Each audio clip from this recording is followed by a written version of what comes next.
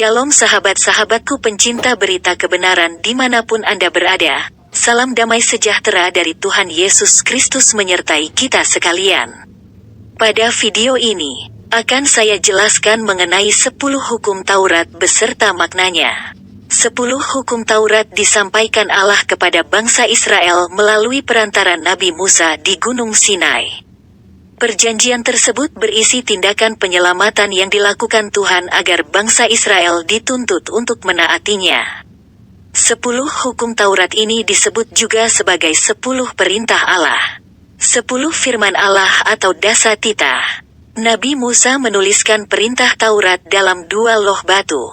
Perintah pertama hingga keempat tertulis dalam loh batu 1 dan perintah yang kelima hingga ke-10 ditulis pada loh batu kedua.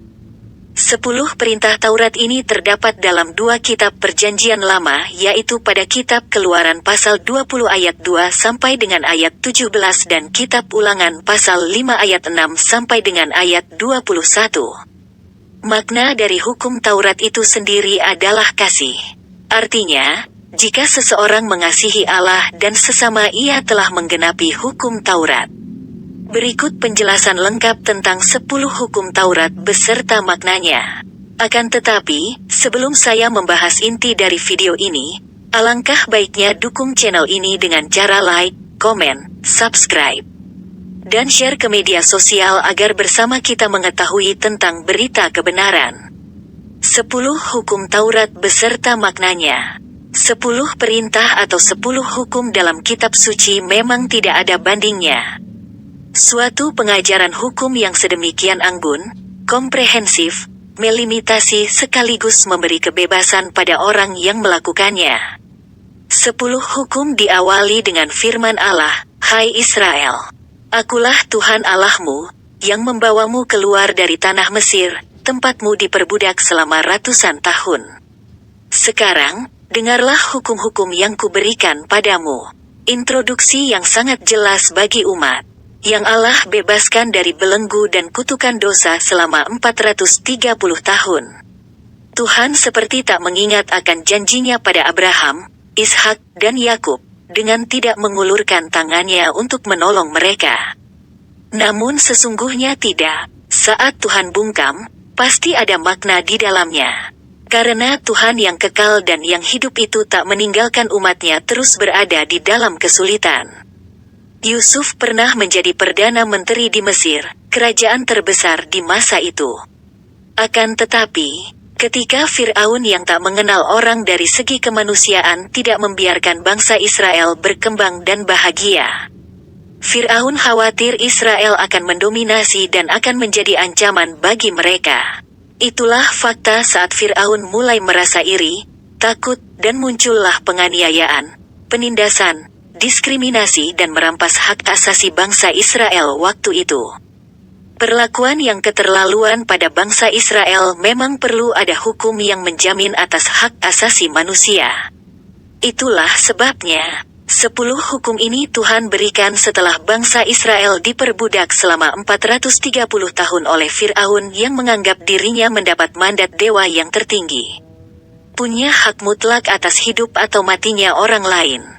Babilonia, Assyria atau Asyur, dan Mesir adalah 3 negara adikuasa masa lalu yang pernah membuat gentar orang sezamannya. Babilonia dipagari oleh tembok kota yang tebalnya kurang lebih 15,5 meter dan tingginya puluhan meter. Asyur memiliki istana yang besarnya ratusan kali lipat istana Gerika. Akan tetapi pada akhirnya mereka dapat dihancurkan. Asyur memiliki bala tentaranya 250 kali lipat tentara Makedonia yang dipimpin oleh Iskandar Agung, tetapi Iskandar Agung dapat menang. Apa sebabnya? Iskandar Agung membekali prajuritnya dengan kita berperang demi membebaskan orang-orang yang diperbudak oleh raja. Ini suatu visi yang agung. Sementara prajurit Asyur berperang terpaksa, karena mereka adalah budak raja. Itu sebabnya jangan pernah gentar, maka semangat juang tentaranya tinggi luar biasa. Selain itu, ibu suri dan selir-selir Raja Asyur yang ditawan diperlakukan dengan baik, sampai-sampai Ibu Suri Asyur memuji moralnya dan mengharapkan Iskandar menang sedangkan anaknya kalah. Sejarawan besar Arnold Toynbee dan Wells mengakui, penyebab penting kehancuran kebudayaan-kebudayaan besar adalah masalah moral. Saat sebuah kerajaan mengabaikan moral, pasti mulai keropos, mengarah ke kehancuran. Sekitar 2300 tahun silam, Mencius berkata, bangsa yang menaati aturan sorgawi pasti jaya, sementara yang menentang aturan sorgawi pasti binasa. Kejayaan satu bangsa pasti didahului dengan tanda-tanda positif. Sebaliknya, kehancuran satu bangsa pasti didahului dengan munculnya orang yang aneh-aneh. Sebagai pendahuluan, Allah memberitahukan Israel mengapa Ia memberikan 10 hukum, "Aku sudah membebaskanmu." Hak asasi manusia yang dianut oleh Revolusi Perancis sangat berbeda dari ajaran teologi reformat. Kebebasan hak asasi dalam Revolusi Perancis tak dibatasi oleh 10 hukum dari Tuhan. Itulah sebabnya, abad ke-18 menjadi begitu liar karena orang membangun hak asasi manusia di atas rasa benci dan dendam. Amat berbeda dengan hak asasi manusia yang Tuhan berikan melalui 10 hukum. Kita harus menemukan perbedaan kualitatifnya, barulah kita bisa menikmati kemuliaan Tuhan dan mengerti makna hidup Kristen.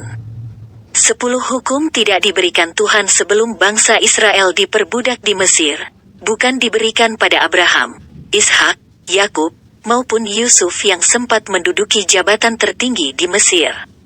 10 hukum diberikan untuk menegaskan bahwa Mesir tak punya hukum atas penindasan dan kekerasan terhadap umat pilihan Allah, sehingga Tuhan ingin satu bangsa yang mempunyai hukum dari Tuhan. Sejarah mencatat bahwa belum pernah ada hukum seperti itu, yaitu 10 hukum Taurat. Hukum dunia yang dipandang paling penting adalah menurut Hammurabi Stone dalam bukunya yang tersimpan di Museum Louvre, Paris. Yang hanya mengajarkan tentang hukum adalah tulang punggung terpenting untuk menegakkan keadilan di masyarakat. Hukum Hammurabi lebih tua dari 10 hukum. Kira-kira sudah 4000 tahun lebih usianya. Konon, Hammurabi mendapat wahyu dari Dewa Matahari dan mengajarkannya pada muridnya, rakyatnya dan pejabat di Mesopotamia. Perancis yang tadinya begitu besar dan agung itu menyusut. Sebaliknya kerajaan Inggris yang tadinya kecil sekali malah jadi kerajaan terbesar di zamannya. Itu karena Inggris menjalankan hukum lebih dari negara-negara lain. Salah satunya, Magna Carta yang didasarkan pada pengertian Alkitab. Jadi, Alkitab bukanlah sebuah buku kunonya orang Yahudi. Akan tetapi Alkitab adalah jiwa dari semua kebudayaan dunia, yang membuat manusia disebut sebagai manusia terhormat. Manusia dicipta seturut peta teladan Allah, dan kepadanyalah Allah berfirman. Signifikansi Magna Carta adalah melimitasi kuasa seorang raja, raja pun harus taat pada hukum. Magna Carta menjadi berkat bagi Inggris, semua mereka menjalankan hukum. Raja pun harus patuh pada hukum. Itulah yang Tuhan kehendaki. Aku memberi kamu, yang pernah diperbudak, 10 hukum, dan dengarlah. Pada umumnya, orang yang dianiaya mendambakan adanya keadilan. Hukumlah yang membuat masyarakat jadi tertib. Kita harus bersyukur pada Tuhan, karena dalam kitab Keluaran pasal 20 telah menjadi berkat bagi seluruh dunia. Semua hukum berasal dari wahyu umum dan wahyu khusus.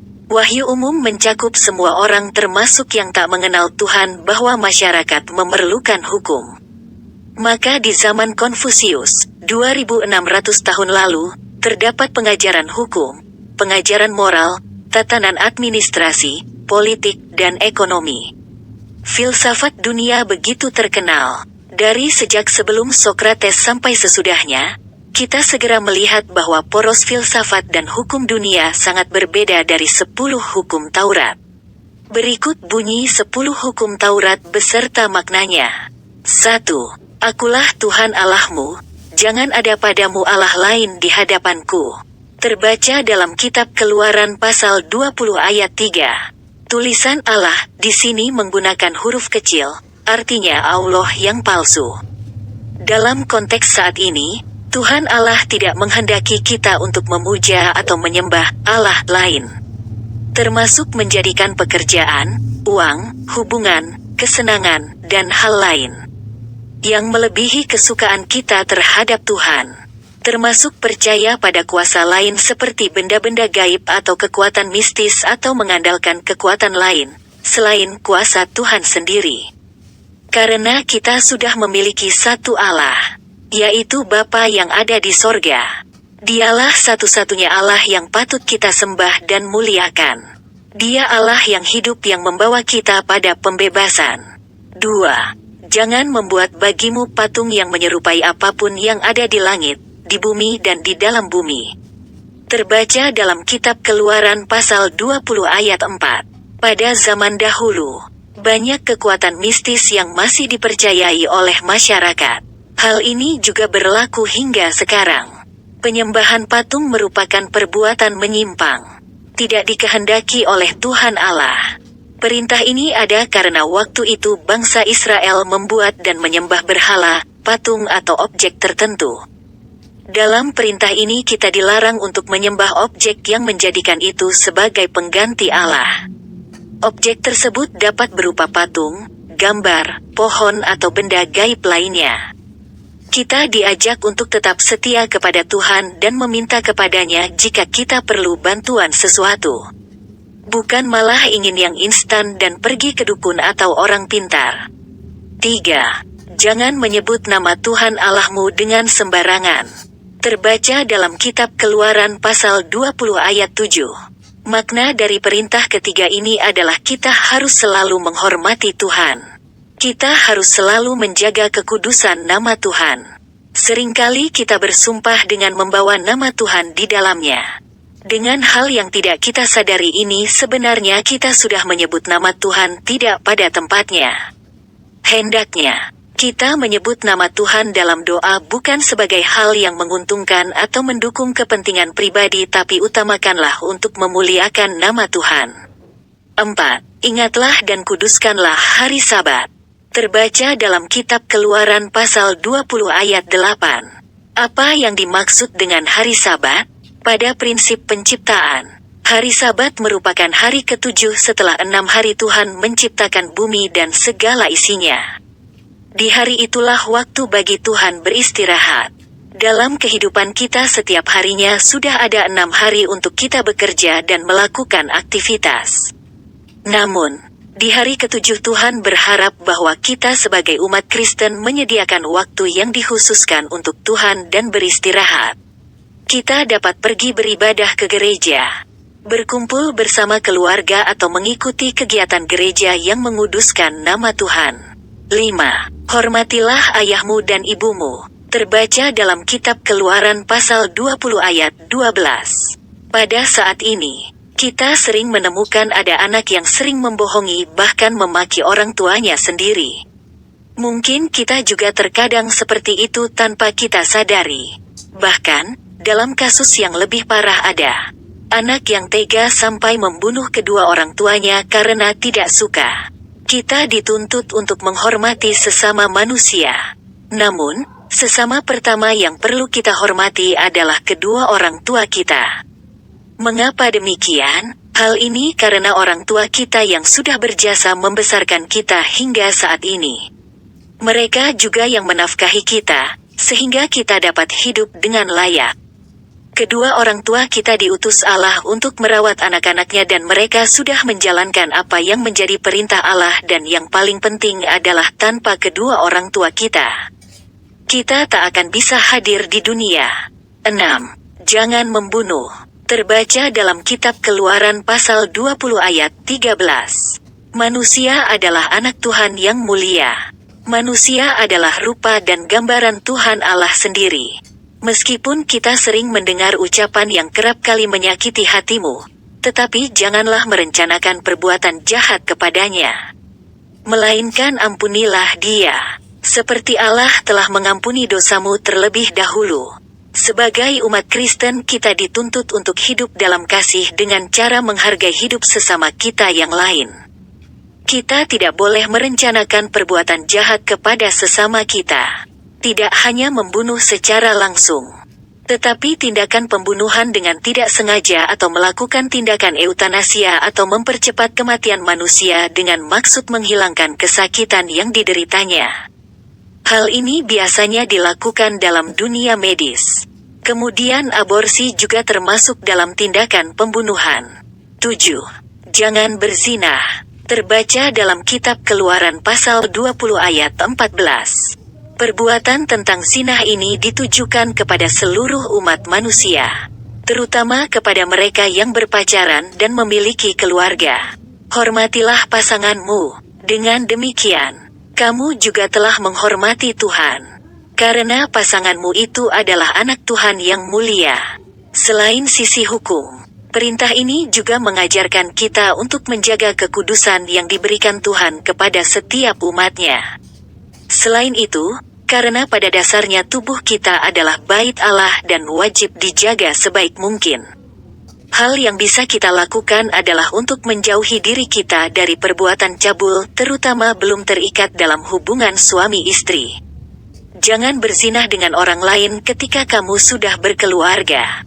Kamu wajib menghormati pasanganmu dan setialah seperti janji pernikahan yang diucapkan di hadapan Tuhan. Kemudian, jauhkan diri dari perbuatan yang mengarah kepada pornografi seperti video atau yang lainnya. 8. Jangan mencuri. Terbaca dalam Kitab Keluaran pasal 20 ayat 15. Pernahkah kamu mencuri? Jangan-jangan tanpa sadar kalian pernah mencuri walaupun untuk hal-hal kecil seperti mengambil uang orang tua diam-diam untuk jajan, atau mengambil ciki dan tidak membayarnya. Seringkali kita menyepelekan perintah ke-8 ini, tapi sebenarnya hal ini juga dilarang oleh Tuhan. Untuk zaman yang semakin modern dan maju dengan teknologi, banyak cara yang lebih modern yang bisa digunakan untuk mencuri dan dengan jumlah yang cukup banyak dan sudah seharusnya untuk tidak dilakukan. Makna dari perintah jangan mencuri sendiri yaitu agar kita bisa menghargai apa yang menjadi hak orang lain. Karena kita sebagai manusia tentunya memiliki hak kita masing-masing yang akan kita terima. Kita juga diajarkan untuk selalu mensyukuri apa yang kita miliki walaupun tak sebanding dengan pencapaian orang lain dan tetaplah bersyukur. Seringkali kita membandingkan barang yang kita miliki dengan orang lain, tetapi ingatlah apa yang kita punya juga diharapkan oleh orang lain yang kondisinya di bawah kita. 9. Jangan mengungkapkan saksi dusta tentang sesamamu. Terbaca dalam Kitab Keluaran pasal 20 ayat 16. Jujur dan tidak berkata fitnah merupakan perilaku yang wajib kita lakukan. Dalam Kitab Keluaran pasal 23 menegaskan bahwa Tuhan menghendaki bangsa Israel untuk tidak membenarkan orang yang salah atau menyalahkan orang yang benar. Ingatlah untuk selalu berkata jujur dan memperjuangkan kebenaran. Pada saat ini, kita diharapkan selalu memperjuangkan kebenaran dan keadilan bahkan sangat dibutuhkan dalam persidangan. Banyak orang yang sangat sulit untuk berkata jujur, ia rela berbohong demi mendapatkan keuntungan seperti uang. Kemudian, selalu berkata jujur. Biarlah kita tidak disukai oleh orang lain karena kejujuran kita, tapi jangan sampai kita dibenci oleh Tuhan karena kebohongan kita. Selalu jaga ucapan kita dimanapun. Tidak melebih-lebihkan dan mengurangi perkataan orang lain karena bisa menjadi fitnah dan salah paham. 10. Jangan mengingini rumah sesamamu, jangan mengingini istrinya, atau apapun yang menjadi milik sesamamu. Terbaca dalam Kitab Keluaran pasal 20 ayat 17. Perintah yang terakhir ini bersifat batiniah, yaitu berkaitan dengan keinginan pribadi. Kamu harus bisa menguasai diri dan menahan hawa nafsu karena kita sebagai manusia tidak akan pernah puas dengan apa yang kita miliki saat ini. Jika kita selalu merasa kekurangan dan selalu ingin yang lebih, kita tidak akan bisa selalu bersyukur. Perintah ini mengajak kita untuk mampu menguasai keinginan, termasuk mengingini hak orang lain. Dapat menyelaraskan tindakan dengan kata hati nurani, karena kejahatan bukan hanya sebuah tindakan, tetapi berasal dari hati nurani. Dapat mengatur keinginan lahiriah dan batiniah. Banyak yang sulit melakukan perintah ini karena keegoisan manusia dan sifat tidak mau kalah lebih besar dibandingkan hati nurani hingga akhirnya jatuh dalam dosa. 10 hukum Taurat berpengaruh begitu besar di seluruh dunia sepanjang zaman. Khususnya, memberi pengaruh besar pada pasal-pasal hak asasi manusia di Perserikatan Bangsa-Bangsa atau PBB. Hukum negara Belanda, Amerika Serikat, Inggris, Jerman, berpengaruh di jajahan Inggris, Perancis, dan banyak negara lain. Mengapa perlu hukum? Tidak ada satu negara yang tidak mempunyai penjara, pengadilan, rumah sakit, sekolah, dan pekuburan. 2 di antaranya, pengadilan dan penjara berkaitan dengan tingkah laku manusia. Standar hukum dan penghukuman adalah etika. Akan tetapi apa standar etika dunia? Ketika seorang berkata, "Saya kira, ini tidak benar," yang lain menjawab, "Saya kira, benar."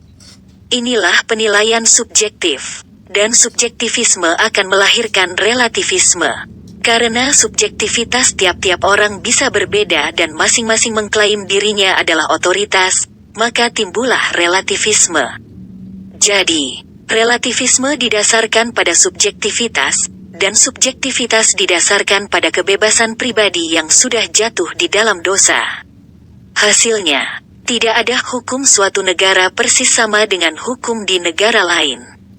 Orang Kristen yang ada di tahap ini mengetahui dengan jelas, mengapa dia mempelajari firman Tuhan, membaca kitab suci, dan rajin berdoa, bukan berlomba-lomba membanggakan diri, melainkan rindu untuk mengerti intinya, sifatnya, kualitasnya, perbedaannya, keunikannya, fungsinya. Karena Alkitab adalah sumber yang amat berbeda dengan buku-buku lain. Kita sudah membahas 10 hukum yang Allah berikan setelah orang Israel menjadi budak lebih dari 4 abad di Mesir. Umumnya, seseorang yang ditindas atau tertindas ingin menuntut keadilan di hatinya. Tetapi, apa itu keadilan? Bagi orang Kristen, keadilan adalah sifat Allah, dasar keadilan adalah Alkitab. Tetapi bagi orang Yahudi, keadilan adalah balas dendam. Jadi, istilah yang sama sangat berbeda pengertiannya. Pengadilan, tempat orang mencari keadilan. Ternyata tempat yang paling tidak adil di seluruh dunia. Banyak ahli hukum bukan orang yang menjalankan keadilan, melainkan bagaimana bisa melanggar hukum tanpa dihukum. Hal seperti itu tak akan kita temukan di 10 hukum yang Allah tetapkan. 2. Di Perjanjian Lama, Allah pernah membiarkan umatnya dianiaya di Mesir selama 400 tahun baru kemudian menurunkan 10 hukum. Dalam Perjanjian Baru, Allah juga pernah membiarkan umatnya dianiaya oleh Roma dan kerajaan-kerajaan lain selama 400 tahun, baru kemudian mengirim Yohanes Pembaptis. Semua ini adalah cara Tuhan bekerja. Terkadang Tuhan membiarkan kita mengira bahwa tak ada Tuhan, karena keberadaan Tuhan yang menyebabkan orang beriman, mengakui keberadaannya, mengalami penyertaannya. Bukan karena orang percaya Tuhan ada maka Tuhan menjadi ada. Di sini kita mengerti covenant atau perjanjian Allah. Allah mengingat janjinya kepada Abraham. Dia memanggil Musa, firman-Nya, "Katakan pada Fir'aun untuk membebaskan umatku agar mereka dapat menyembah aku di padang belantara." Mereka harus menyembah Tuhan di padang belantara, karena Tuhan tahu di Mesir ada banyak tuhan palsu. Dewa yang terbuat dari emas, yang kelihatannya begitu mewah sebenarnya bukan apa-apa. Begitu juga di Perjanjian Baru, ketika Herodes menjadi raja di Yerusalem. Orang Israel mempunyai bait Allah yang begitu mewah, kubahnya berlapis emas, bersinar sampai jarak 25 kilometer, berat tiap batu di dindingnya 5.000 kilogram, 2 kali lipat dari batu di piramida. Tetapi roh Allah turun di padang belantara, di atas diri Yohanes Pembaptis, yang dipandang tidak waras, karena dia mengenakan pakaian yang dari kulit unta, makan belalang, dan minum madu. Ironis bukan? Itu sebabnya saya mengingatkan lagi, anugerah Allah yang terkecil bagi gereja adalah gedung gereja. Anugerah yang terbesar bagi gereja adalah Yesus Kristus, Roh Kudus, firman Tuhan. Kalau tidak ada firman Tuhan, gedung gereja hanyalah bangunan yang dikelilingi 4 dinding. Kalau tidak ada Roh Kudus, agama tak lebih dari sebuah ritual. Kalau tak ada penyertaan Tuhan, gereja hanyalah organisasi. Semua ini membuat saya sangat sedih. Saya harap ada orang-orang Kristen yang betul-betul mau kembali pada prinsip Alkitab. Tuhan mengeluarkan orang Israel dari Mesir. Kerajaan besar yang memiliki istana megah, piramida indah, tetapi sedang dihancurkan oleh Tuhan. Sebaliknya, kerajaan Allah yang mulai dari begitu kecil seperti biji sesawi menjadi begitu besar. Itu karena dipimpin orang-orang pilihan Allah, yaitu Musa. Begitu pula di dalam Perjanjian Baru, ketika Herodes memiliki istana indah, para imam kepala memiliki bait Allah yang megah. Tetapi Tuhan mengeluarkan umat-Nya, menarik mereka ke padang belantara, mendengarkan firman yang tidak mereka dapati di bait Allah, bertobatlah. Karena kerajaan surga sudah dekat. Yohanes Pembaptis tidak memiliki pedang, tetapi dia memiliki penyertaan Allah, maka tak sanggup orang menggoyahkannya. Sekalipun akhirnya Yohanes Pembaptis dipenggal kepalanya, ribuan tahun kemudian, orang melupakan Herodes, tetapi Yohanes Pembaptis tetap diingat dan dihormati. Firaun boleh saja menutup telinga terhadap Musa, tapi Roh Allah besertanya, dia berhasil memimpin kaum budak itu memulai the kingdom of God. Firaun kini sudah tiada. Saya yakin, setelah Israel keluar dari hadapan Firaun, Mesir ditetapkan hancur total. Hanya sisa mumi, artefak-artefak Tutankhamen, piramida, dan sisa peninggalannya. Sementara 10 hukum yang Allah berikan pada Musa masih dibahas dengan ketat di gereja. Firman Allah itu kekal adanya. Setelah Israel dibelenggu 400 sekian tahun, di hati mereka pasti menuntut keadilan. Di Mesir hukumnya berpihak pada Firaun. Memang kaum penindas tak pernah merasa butuh akan keadilan, orang kaya tak pernah merasa butuh akan kesamarataan. Karena mereka belum pernah tahu bagaimana rasanya hidup susah, hanya tahu memelihara kekayaannya tak dicuri dan dirampas orang. Maka meski banyak pendapat Friedrich Nietzsche tak saya setujui, tapi dia pernah mengungkapkan satu kalimat yang cukup baik, banyak hukum yang penguasa tetapkan hanya untuk manfaat diri, menekan orang miskin. Sebaliknya, orang miskin juga berharap ada hukum yang membatasi keberpihakan penguasa pada orang kaya, karena hak istimewa yang diperolehnya. Hukum sering diperalat orang yang mampu membayar pengacara untuk memutarbalikkan yang hitam jadi putih, yang salah jadi benar. Sementara orang-orang yang tak bersalah tetapi tidak mampu membayar pengacara hanya bisa menelan penindasan dan ketidakadilan. Itu sebabnya dunia membutuhkan hukum Allah. 10 hukum Allah memang berbeda dengan semua hukum di dunia, karena 1. 10 hukum Tuhan terlepas dari subjektivitas manusia. 10 hukum Tuhan bukan produk manusia, keturunan Adam yang sudah jatuh di dalam dosa, melainkan dari tahta Allah. Orang-orang Injili sering mengabaikan Taurat padahal Taurat adalah dasar yang mempersiapkan hati kita menerima Injil. Taurat itu tambahan, bukan sesuatu yang berada di dalam rencana Allah yang kekal. Taurat harus ada di masyarakat karena adanya dosa. Ada kekacauan, penguasa pun menetapkan peraturan untuk mengatur, mengekang, membatasi. Allah memberikan Taurat setelah Adam berdosa. Setelah umat Tuhan dianiaya, tujuan Allah memberi Taurat adalah untuk mengatakan kehendaknya, sementara raja-raja menetapkan hukum untuk menindas rakyat lebih taat dan gampang diatur. Memang hukum dunia pernah ada penerobosan yang berarti, Magna Carta di Inggris, mengatakan tak seorang pun, termasuk raja, boleh tidak taat hukum. Bila tidak, raja akan menjadi diktator dan rakyat dirugikan. Seorang profesor yang mengajar di Postdoctorate Study Beijing, yang mendapat beasiswa untuk studi di Reformed Institute di Washington DC, mengatakan, Apa kekurangan kebudayaan Tiongkok? Sejak 2216 tahun silam, dari Kaisar pertama sampai Mao Zedong, tetap sama, di mana penguasa tidak mengenal Allah yang maha tinggi. Sehingga sebelum naik tahta selalu berusaha menyenangkan semua orang, tetapi setelah naik tahta, menggunakan kuasa mereka tanpa batas. Mereka membunuh yang mereka ingin bunuh. Sungguh penyakit real kebudayaan Tiongkok, maka Tiongkok membutuhkan Allah. Inggris sebenarnya adalah negara kecil. Ratu Elizabeth pertama baru belajar menggunakan garpu dari orang Perancis. Itu sebabnya orang Perancis menganggap, Parislah pusat dunia, negara pengekspor demokrasi, membuat maju seluruh dunia. Waktu sekelompok orang meninggalkan Inggris, pindah ke benua Amerika. Perancis tepuk tangan, bahkan mengirimkan patung God of Liberty, yang di New York, untuk mereka. Karena Perancis tak ingin Inggris merajalela, tapi mengapa bahasa Inggris menjadi bahasa internasional? Karena Inggris menjadi berkat bagi dunia lewat makna carta, artinya, The Big Chapter, lembaran baru bagi sejarah umat manusia untuk kembali kepada hukum. Sebenarnya, kembali kepada hukum bukan diawali oleh makna carta melainkan 10 hukum.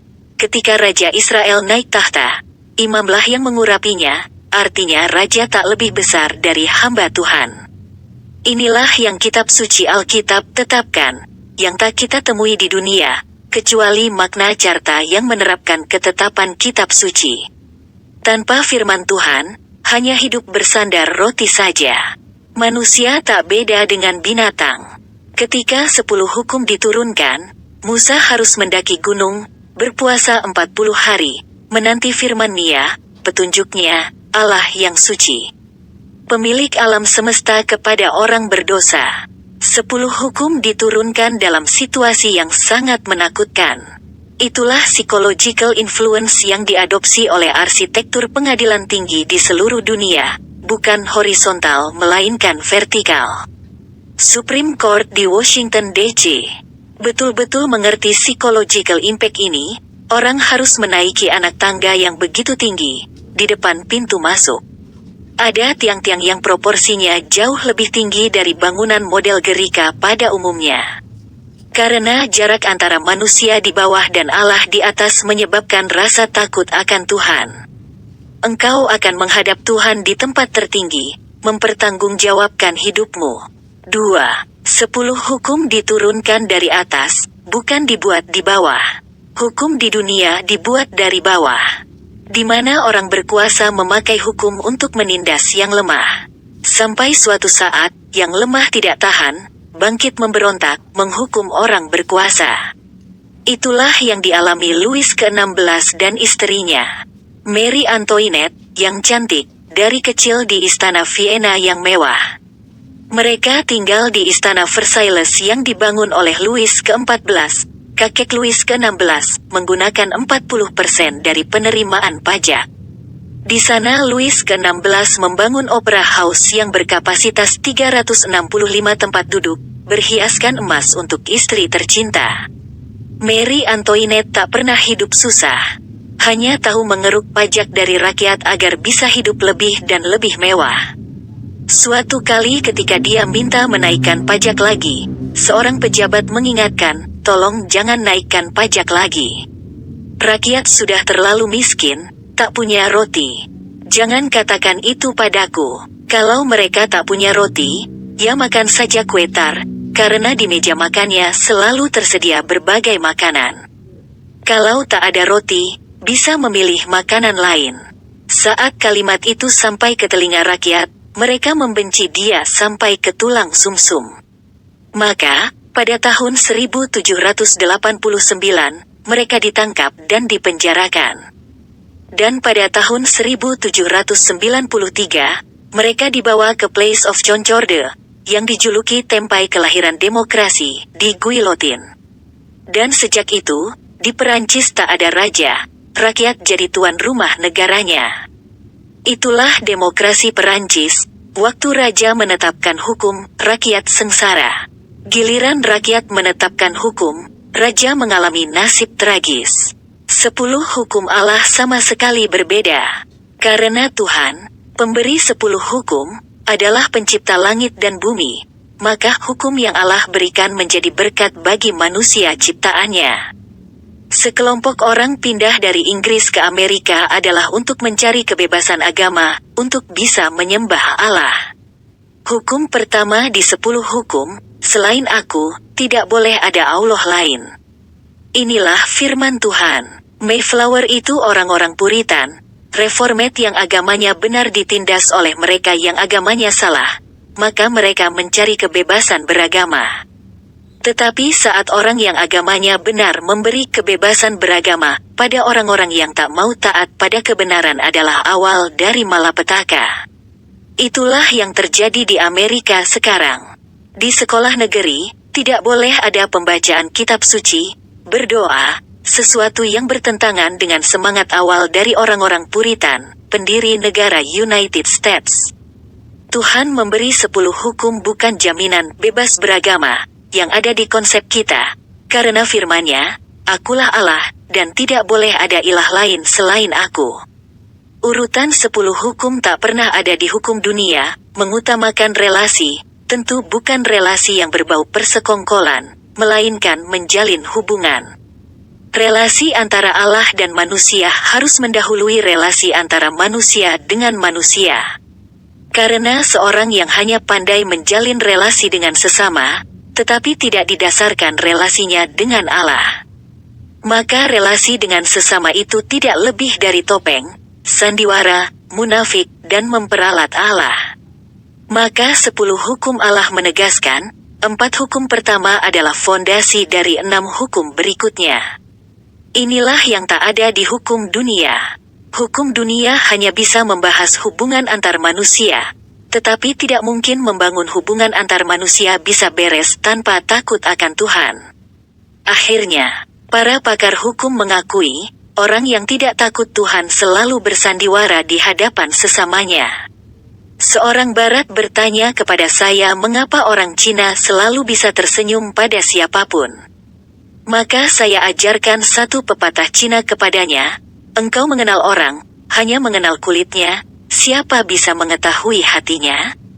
Melukis kuda, macan, bisa dibedakan kulitnya. Tetapi siapa bisa melukis tulang? Karena kita hanya bisa melihat kulitnya bukan hatinya. Bagaimana kita tahu hubungan seorang dengan sesamanya itu beres atau tidak?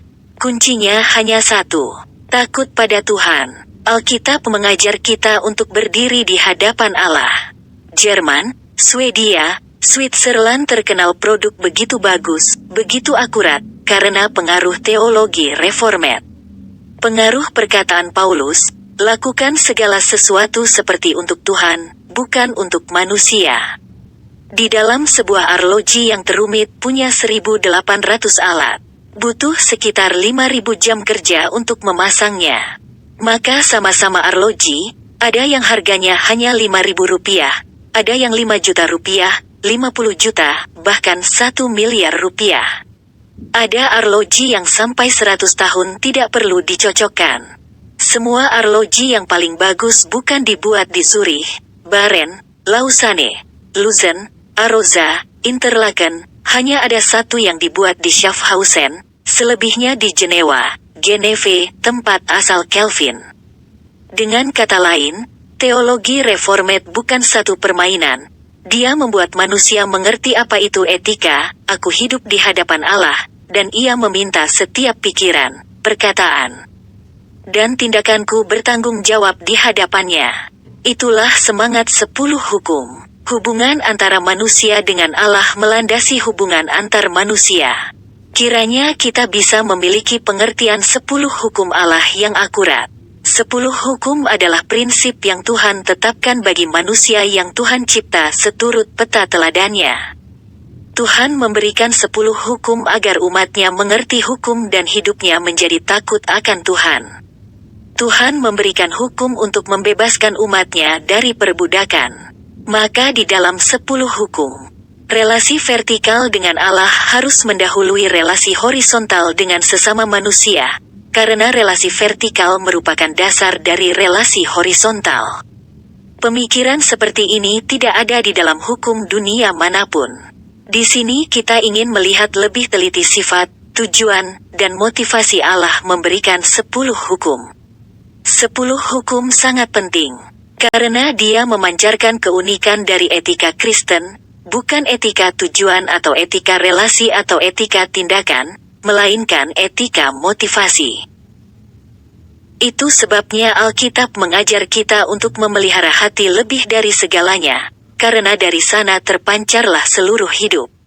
Kalau kita tidak mengontrol, tidak mengoreksi hati kita, tindakan kita akan sesat. Terlebih lagi, manusia hanya dapat melihat apa yang ada di luar, sementara Tuhan bisa melihat bagai X-ray menembus ke sanubari. Itu sebabnya 10 hukum mengajar kita menjadikan takut padanya sebagai dasar dari kelakuan kita. Sungguh, tanpa takut pada Tuhan, kelakuan kita palsu adanya. Orang bisa saja berbuat amal atau menolong orang. Tetapi apa motivasinya? Apa itu amal? Jika amal kita hanya untuk diperlihatkan pada orang agar dipuji, atau untuk memenuhi syariah agama, apakah amal kita diperkenan Tuhan?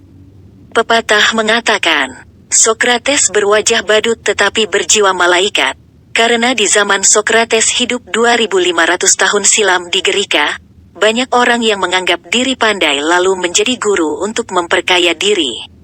Sokrates berani mendobrak sejarah pendidikan. Kebenaran tidak seharusnya diperjualbelikan tapi dibagi-bagikan. Inilah bedanya Alkitab dan agama. Agama menuntut orang berbuat baik agar mendapat pahala.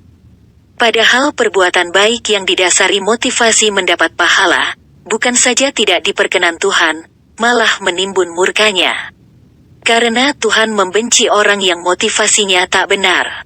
Motivasi mendahului kelakuan dan dilihat oleh Tuhan. Karenanya kita harus hidup benar di hadapan Tuhan, barulah hidup kita benar di hadapan sesama. Orang yang digerakkan oleh kasih Tuhan menolong sesamanya tanpa pamrih. 10 hukum tidak menjanjikan upah bagi orang yang berbuat baik. Hanya satu kali mengatakan, Aku akan memberkati 1000 generasi orang-orang yang mencintaiku. Sementara orang-orang yang membenciku, akan kutuntut 3-4 generasi. Mengapa demikian? Tuhan ingin membenahi motivasi manusia. 10 hukum diberikan oleh Allah, Sang Pencipta, kepada manusia yang seturut peta teladannya, yang harus mempertanggungjawabkan semuanya kepadanya. Mengapa 10 hukum penuh dengan larangan, jangan ini dan itu? Larangan harafiah, jangan membunuh, jangan berzinah, jangan berdusta, jangan tamak, yang tercantum dalam 10 hukum.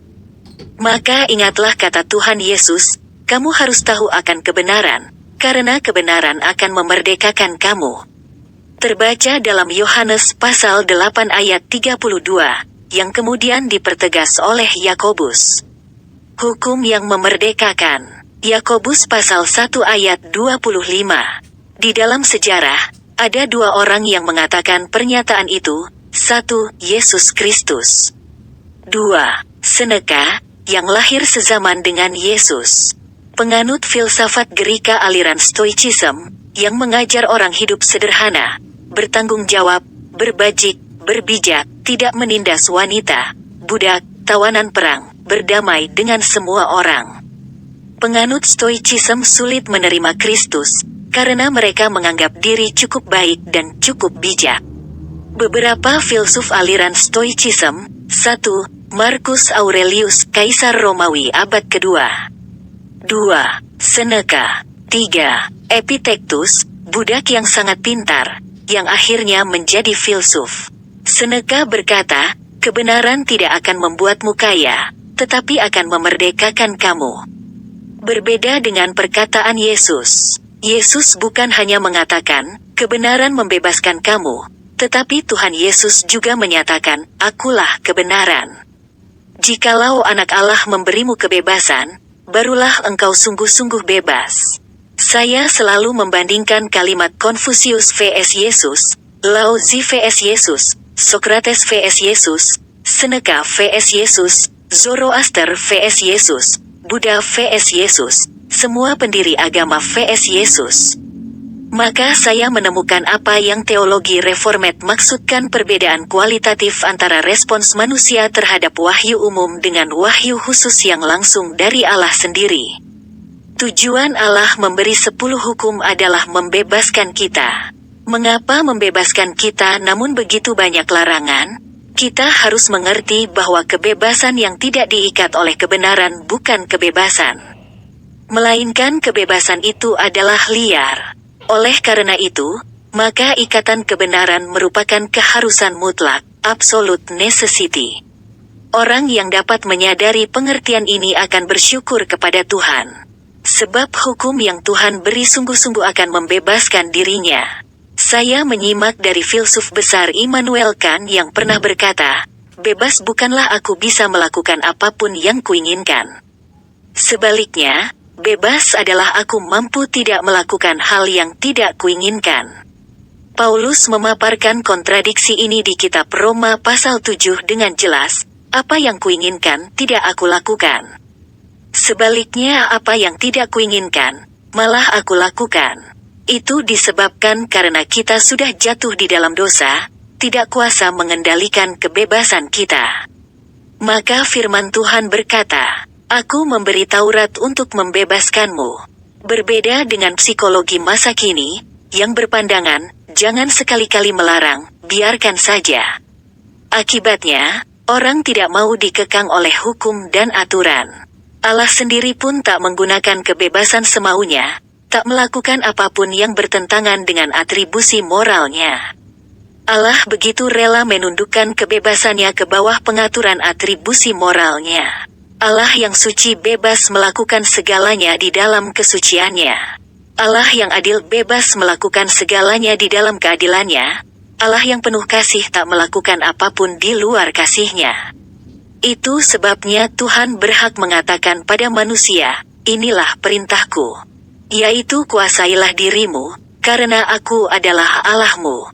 Allah memberi Taurat untuk membebaskan manusia dari kebobrokan dan dari maut. "Jika engkau memegang perintahku, firmanku adalah kebenaran. Dan kebenaran itu akan memerdekakan kamu. Jika engkau rela dipimpin dan diatur oleh Roh Kudus, maka Rohku akan memerdekakan kamu." Yang dapat memberikan kebebasan sejati kepada kita hanyalah kebenaran.